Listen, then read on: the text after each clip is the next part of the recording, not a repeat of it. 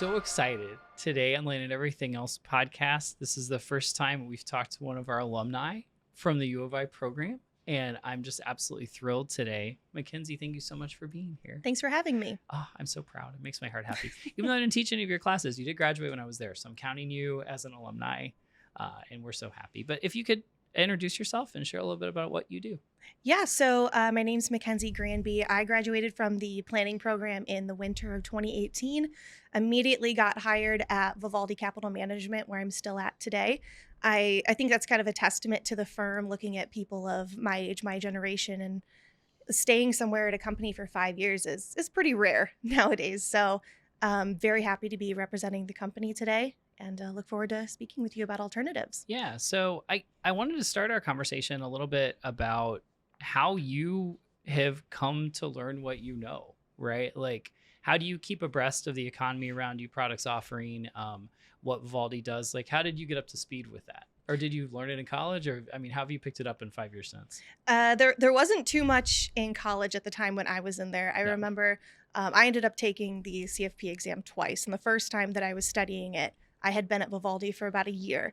And it was a joke going around the firm that there was about a paragraph in our books about the alternative investment space. That's a fair joke and a good point to talk about. So it was my entire job at the time was summed up in a couple paragraphs of one CFP study review book. And it was a little bit like drinking from a fire hose, even the operational aspect of it, learning, what's a capital call? What is a hedge fund? What are these funds? So that was a little bit like drinking through a fire hose at the beginning. But the research team that's affiliated with Vivaldi is extremely good at keeping everyone up to date with the funds. We meet every other week or once a week, depending on what's happening, and they keep us up to date. They constantly send research notes. We get a lot of information available to us at all times. So that's how we kind of got up to speed. And then once you have your base knowledge of the industry, it's just building upon that with each new fund we learn about. That's kind of how we keep up to date. So what's your role at Vivaldi? What are you doing there? Yeah, so my technical title is called Senior Advisory Associate. So that means I am the right-hand person to about five advisors at the firm. We have about 20, and since I've started, we've grown so much that we've segmented down into teams, and we work with the same group of support staff works with the same group of advisors. If you listened on the last podcast to Ilya Zlotnick, he's one of the advisors that I support. So I've been working with him for 5 years now. That's what we do. So I guess I'd like to talk a little bit about the process that y'all go through. What I think about Vivaldi that's distinctive is the kind of proclivity to, we're going to use alternative investments where appropriate, and we're going to vet them ourselves, and we're going to do a really good job of vetting them ourselves.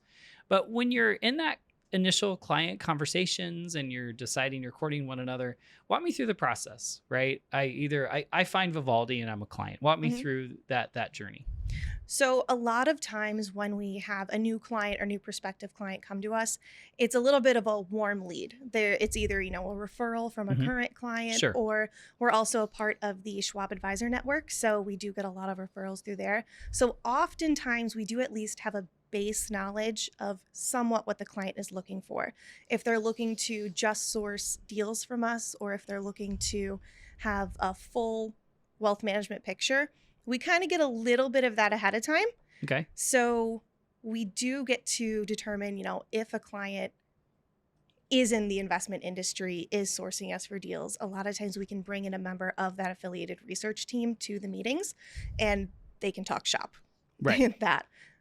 So it's just about, if we don't have that, it's just about asking the right questions. It's about dipping your toe in, over explaining things until the client lets on if they're interested, or how deep we can go in those conversations. So that's I really like that perspective on warm leads, and then also just kind of knowing who to bring in the table, who to have at the team, and those processes. Here's the question, and I think I struggle with this. Personally, I struggle with it in the classroom for sure, but how do you take complicated concepts that are found in alts and break it down to someone like me or someone like my pop, or a business owner who's maybe in a particular space, but now we're going to sell, right? And how do we break that complex down into something that is they can process and understand? Yeah. So if we're breaking down an investment, we start at a 30,000 foot view. If they have absolutely no prior experience in the alternative space at all, it's explaining, okay, what is private equity? What are the benefit or real estate? What are the benefits and drawbacks of working in this space? And how does it fit for you? So, for example, if we have a client who really is lacking real estate and, they're nearing retirement, they maybe want that income flow, finding an investment that works for them and saying, here's how it would fit in your portfolio. Here are the benefits it offers you. And this is why we feel it works in your asset allocation. So pivoting from that a little bit, where do you find the role of the next generation client, the G2, the G3? In other words, how do you engage the adult children in this process? Do you bring them in? Do you have conversations? Like, how have you facilitated that? Yeah, it really depends on the situation. But a lot of times what happens is in that space, the adult children may be becoming, their own trustees on their own accounts now, or they may be starting their first job. That's actually one of the types of clients that I get brought in a lot on, because it's a little easier to relate for me to, 25, 26-year-olds starting their career and starting to build that wealth.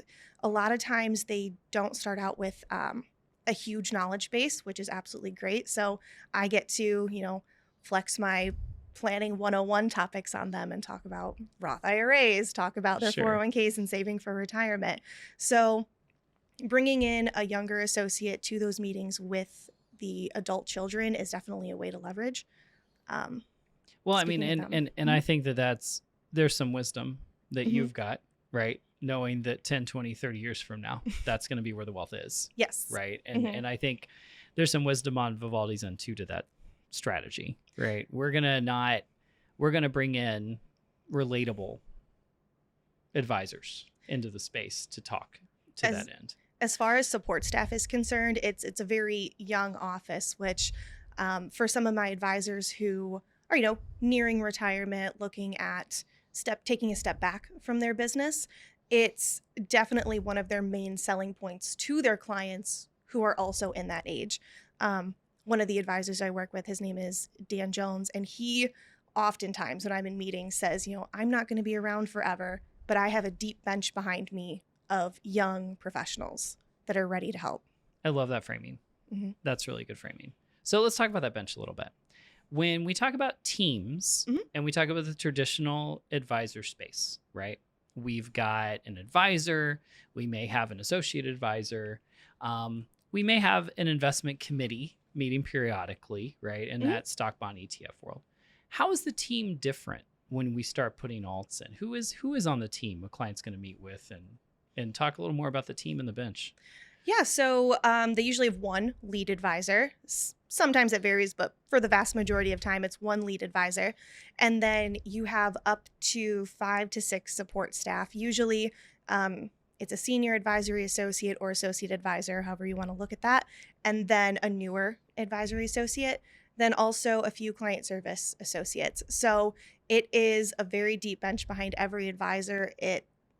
When I first started, it was a little bit different structured. It was every support staff could support every single advisor. That seems, I can see where it gets a little chaotic. Which at the time, it was fine when we were about a third of the size that we are today, had, definitely a smaller client base, smaller advisor base. But as we've grown and as we've had to change that structure, we've really honed it down into these focus teams.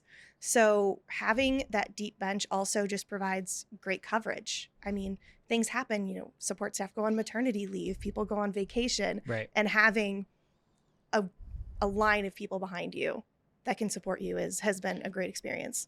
So we're going to pivot gears, but this is, I think, perfect time for a good conversation here. Walk me through from when you started to where you are. What did that take? What did that take in a personal level? Like, forget alts for a minute. Let's talk for advisors that are considering hiring somebody, for someone younger that's listening to this podcast today. What did it take you to get from I left U of I to where you are now? And then there's a second part to the question coming. Okay. It took a lot of hours. It took a lot of asking questions and ability to pick up things and learn. Even just having a new hire who is willing to ask questions, willing to be there, be in meetings, it shows a lot. And Vivaldi has a unique aspect, and we're a unique size. So whenever I talk to college students, I always talk about the benefits and drawbacks of working for small firms, medium firms, large firms. At Vivaldi, there's not really a set path that your career can take, like you might have at a Vanguard or somewhere like that. So finding areas of interest and kind of going in that direction is something that a smaller firm allows you. To give an example, which I always tell college students, at my very first annual review, I sat down with the CEO of our company and my boss at the time said, I have seen the internship program and I really want to take it over. And here's my 20-page proposal on how that's going to happen. And they said, go for it, which is not necessarily the type of opportunities that you would have at a larger firm. Oh, I don't know. I think ambition and talent come together and you find opportunities. I think that's part of life. So seeking out those opportunities and not just kind of sitting in the background has definitely gotten me to where I am today. Also, just finishing up that CFP and moving up the ladder. So the next question then, you probably put together what's coming next. What's that jump from associate to advisor look like? It could take a couple different things. Sure. A lot of times, because I wouldn't call myself like a full lead advisor or anything like that yet, it's building the relationships with your clients. And naturally over time, you kind of just take over those relationships. There are several clients across several relationships who don't even CC their advisors on emails anymore. They just, so you are but you're becoming the lead advisor. So it seems organic. Yep. There's not really, there hasn't been a definitive, okay, here are the clients that you're taking over at this point in time.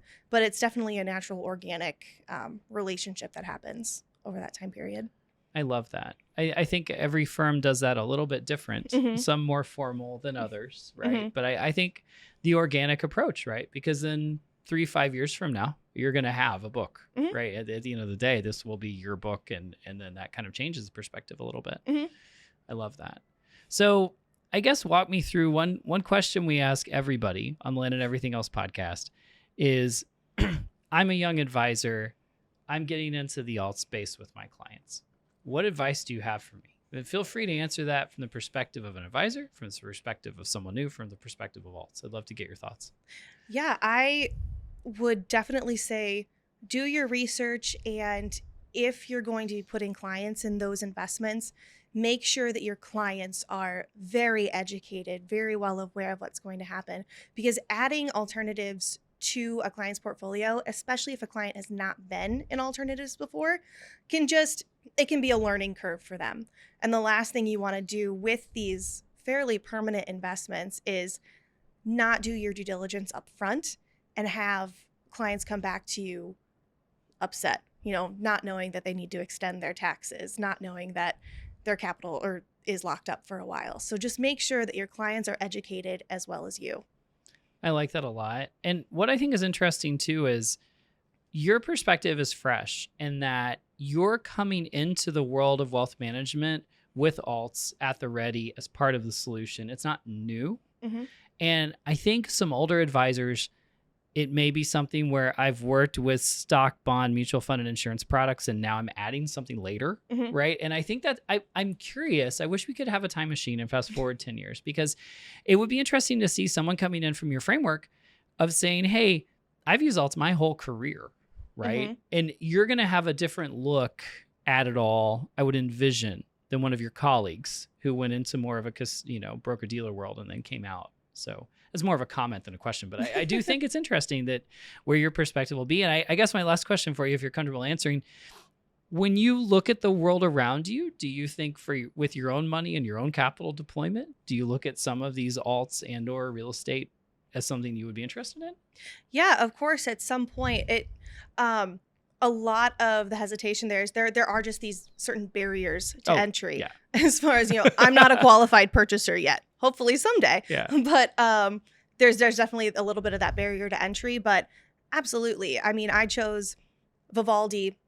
I don't want to say I chose Vivaldi. I'm still with Vivaldi because their interests align with mine. And I love the story that they have of their creation up until now.